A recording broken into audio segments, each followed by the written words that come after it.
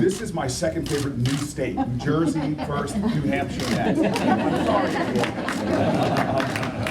So, on a much more serious nature, the current administration seems to be doing everything it can to be driving wedges between all of the minority communities in our country, whether they're Jewish communities, Black communities, brown communities, Hispanic communities, Southeast Asian communities, Muslim communities. And as we're seeing, there's a huge increase in hate crimes across our country, including ones just last week, at a rabbi's home during the celebration of Hanukkah, which is a celebration, for those of you who don't know, about a time when oppressed people fought back and won.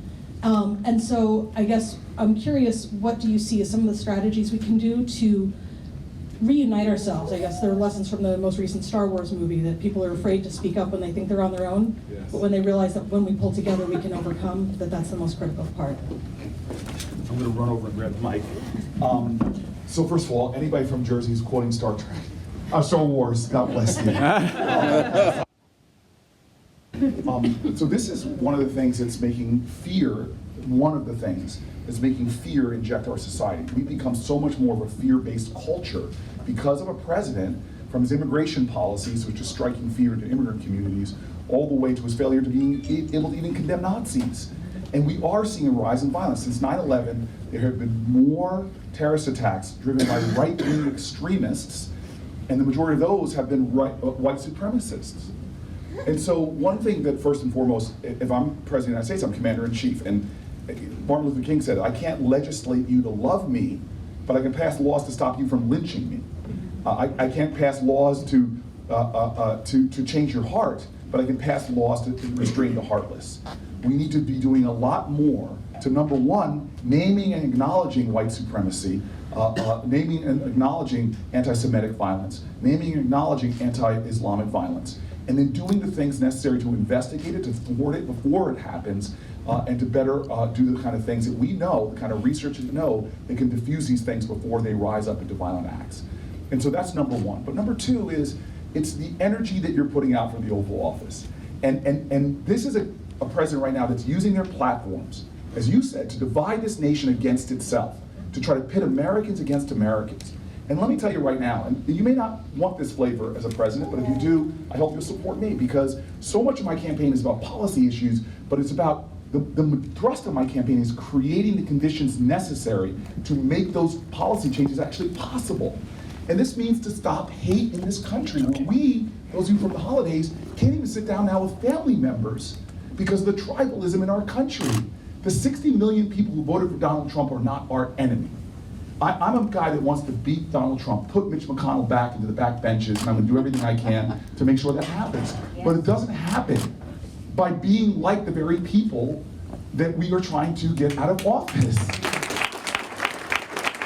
I'm running for a town hall in Iowa, about to jump on the stage, big lumbering over, I'm a big guy, I don't know if you all know this, former All-American football player, former tight end for Stanford. The older I get, the better I was. And big guy stops me, puts his arm around me and goes, dude, I want you to punch Donald Trump in the face. And I look at him and I go, dude, that's a felony. and black guys, we don't get away with that much. and so look, we didn't beat Bull Connor because we brought bigger dogs and bigger fire hoses. We beat him because artists of activism called to the best of who we are, inspired people to get off the side. In fact, in Birmingham, when King wrote the letters in the Birmingham jail, he didn't write them to deplore the hate mongers of our country who will always be in the minority. He called to the good people who are doing nothing. And this is the challenge right now. In our politics, we think the end is to beat each other. Well, I'm a Democrat that's going to tell you right now, the end goal for me is not beating Republicans, it's uniting Americans in common cause and common goal. And that's going to be wrong.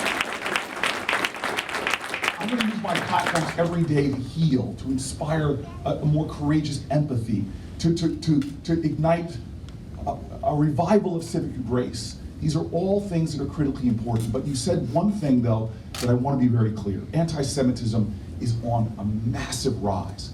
The Muncie stabbing attacks were anti-Semitic. We need to call it and name it. But there's also something. It wasn't either or, it was both of these two things.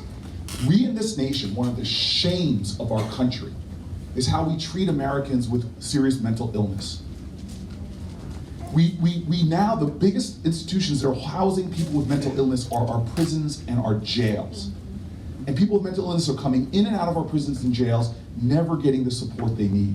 And by the way, they should never be going there in the first place. And so if you drill down on the monthly attacks, here's a person that showed so many signs of crisis, of serious mental illness, schizophrenia, but we don't have a society to affirm the dignity of all people and try to treat people that have these medical conditions. That is a civil rights issue. It's a human rights issue. The shamefulness of a society that takes people with mental illness and puts them into conditions that make their mental illness worse. This is why the last thing I fought to get in that criminal justice bill was a ban on juvenile solitary confinement in the United States. Because psychological professionals in our country without call that a human rights violation, and it does. It is proven it triggers mental illness or causes mental illness, that you're much more likely to commit suicide as a child when that happens. And so under my presidency, this is what I mean. The call of a president is to use their constitutional duties, but the other call in the highest office in the land is to use that platform to inspire that grace and that empathy, to create the necessary preconditions that call good people back into the field to keep the fight going, to affirm the dignity and the humanity of all people.